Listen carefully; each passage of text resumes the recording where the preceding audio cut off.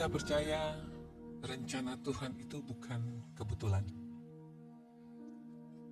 Setiap kita saat ini bukanlah suatu kebetulan.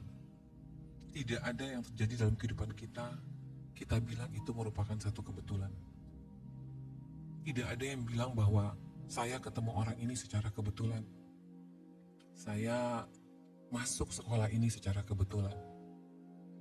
Saya mengerti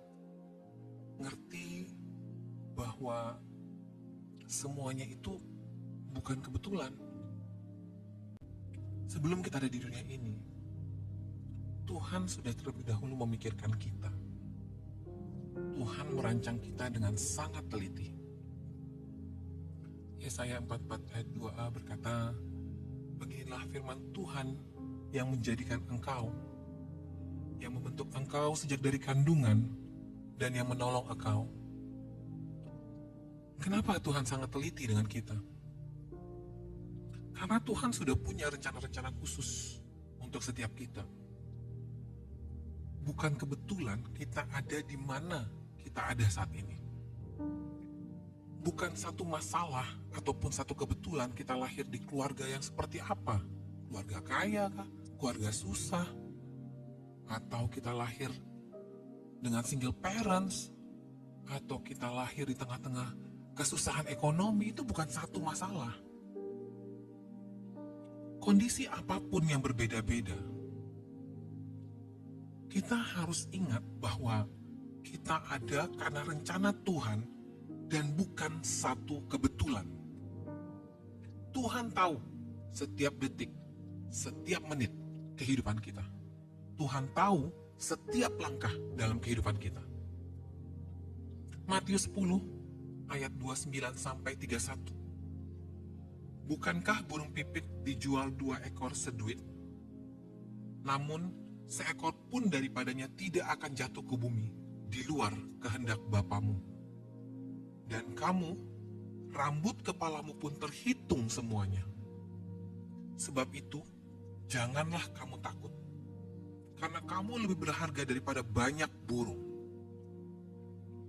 Jadi kita mengerti bahwa kita diciptakan Tuhan untuk sebuah rencana. Kalau kita sudah tahu bahwa kita diciptakan Tuhan untuk sebuah rencana, maka setiap kehidupan kita itu harus penuh arti. Kita harus menjalani kehidupan kita dengan semangat dan optimis. Semangat untuk menjadi serupa dengan gambaran Tuhan.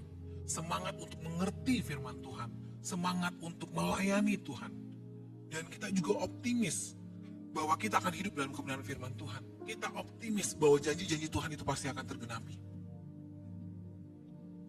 Kita adalah fokus dari kasih Tuhan. Dan kita adalah ciptaan Tuhan yang paling berharga.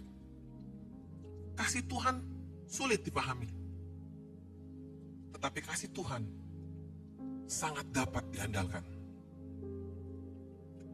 Roma 8 ayat 28 berkata, kita tahu sekarang bahwa Allah turut bekerja dalam segala sesuatu untuk mendatangkan kebaikan bagi mereka yang mengasihi Dia, yaitu bagi mereka yang terpanggil sesuai dengan rencana Allah. Karenanya sebagai anak-anak Tuhan, mari kita taruh keyakinan kita pada Tuhan. Berjalan bersama kehendak Tuhan akan menuliskan hari-hari yang begitu luar biasa.